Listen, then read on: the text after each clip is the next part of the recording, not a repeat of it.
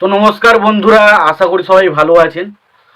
তো বন্ধুরা, এখন আমি যে ছবিটার বিষয়ে কথা বলবো, তো সেই ছবিটার নাম হলো দুই পৃথিবী, যেখানে আমরা লিড চরিত্রে দেখেছিলাম দেবজিৎ কোয়েল বরখা, এবং ছবিটার পরিচালনা করেছিলেন রাজ চক্রবর্তী।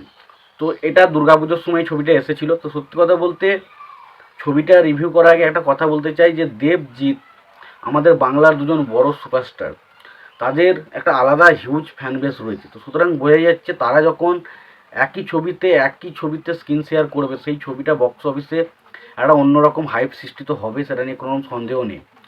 তবে দুই পৃথিবী ছবিটা কেমন ছিল, আমার কেমন লেগেছিল, সেই বিষয়ে কথা বলবো। তখন দুই পৃথিবী ছবির মধ্যে বেশ কিছু খারাপ দিক ছিল, বেশ কিছু ভালো দিক ছিল। তবে স্পেশালি আমি এখন ভালো দিকগুলো নিয়েই কথা বলবো। তো তার আগে প্রত্যেকটা বন্ধুকে অনুরোধ করে রাখবো, চ্যানেলটা যদি আপনারা নতুন হয়ে থাকেন অবশ্যই চ্যানেলটি সাবস্ক্রাইব করে নেবেন, আর যদি ভিডিওটি পছন্দ হয় অবশ্যই লাইক কমেন্ট শেয়ার করতে ভুলবেন না। তো দুই পৃথিবী ডেফিনেটলি খুব ভালো একটা কমার্শিয়াল সিনেমা, যার মধ্যে গল্প খুব ভালোভাবে রয়েছে, এবং পাশাপাশি জিৎ এবং দেবের যে ক্যারেক্টার দুটো, দুজনাই বিশাল বড় সুপারস্টার, তাদের ক্যারেক্টারটা যেভাবে লেখা হয়েছিল, তো সেখানে দুটো ক্যারেক্টারই কিন্তু একটা বেশ একটা ভালো জায়গা পেয়েছিল ছবির মধ্যে। এবং পাশাপাশি এখানে কোয়েলকে মেন লিড হিরোইন হিসেবে রাখা হয়েছিল, এবং বরখাকে কিছু কিছু সময় দেখানো হয়েছিল। তো ছবির মধ্যে প্রথম আমি যেটা সবচেয়ে আমার ভালো লেগেছে সেটা হচ্ছে জিতের ওইরকম একটা সিরিয়াস পারফরমেন্স। জিৎ একটা টেরিফিক পারফরমেন্স ছবির মধ্যে দিয়েছিল। জিতের পারফরমেন্সটা ছিল অনেকটা সিরিয়াস পারা, এবং সিরিয়াসভাবে সে ছবিটার মধ্যে পুরো ছবিতেই তাকে সিরিয়াস লুকে আমরা বেশিরভাগ দেখি। এবং কোয়েলের সাথে জিতের যে কেমিস্ট্রিটা সেটা সুন্দরভাবে ফুটে ওঠে, এটা খুব ভালো লাগে। দ্বিতীয় আমার যেটা সবচেয়ে ভালো হচ্ছে সেটা হচ্ছে জিৎ এবং দেবের মধ্যে যে কেমিস্ট্রিটা, যে বন্ধুত্বের মধ্যে একটা ছুটছে দুজনের মধ্যে একে অপরের সম্পর্ক, তো সেই জিনিসগুলো দারুণভাবে ওয়ার্ক করে।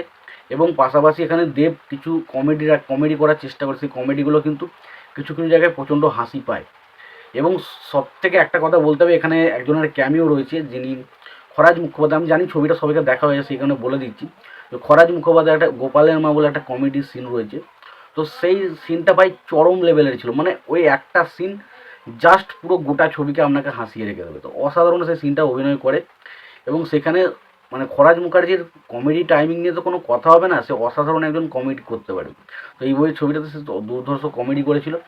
এবং পাশাপাশি এখানে ছবির মধ্যে যে পলিটিক্যাল অ্যাঙ্গেলটা রাখা হয়েছে সেটাও কিন্তু বেশ ভালো।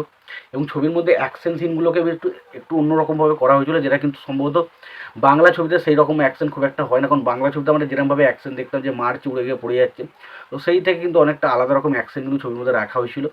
এবং ছবির মধ্যে কিন্তু কালার গ্রেডিং দেবে, কোনো কোনো জায়গায় সাদা, যখন একটা বেশ অন্ধকার জগতের বিষয় তখন সেটা সাদা সাদা টাইপের মানে ফটো আসছে। আবার আবার মানে কালার গ্রেডিংয়ের কাজ দুর্দান্ত ছিল। এবং ছবিতে যারা যারা ছবিতে পারফরমেন্স করেছিল প্রত্যেকের কাজ কিন্তু দুর্ধর্ষ ছিল, বেশ ভালো একটা ছবি ছিল। এরপরে ছবির আমার সবচেয়ে পজিটিভ যেগুলো লেগেছিল সেটা হচ্ছে ছবির গানগুলো। প্রত্যেকটা গান আমার খুবই পছন্দ। প্রথমত হচ্ছে দুই পৃথিবী কিসের চাহিদায় ঘর ছাড়া, দুই পৃথিবী কোন চাওয়া পাওয়ায় দিশেহারা, এই ভাঙা চোরা বুক নিয়ে অবাধ্য অসুখ নিয়ে স্বপ্নে রাখা মুখ চলেছে খুঁজে, এই ধোঁয়াশা কুয়াশা ভরা রাস্তাতে নেমেছে রাজ পাখি খালি হাতে, কানামাছি খেলা চলে মুখ বুঝে কার সাথে, দুই পৃথিবী। তো অসাধারণ একটা গান ছিল।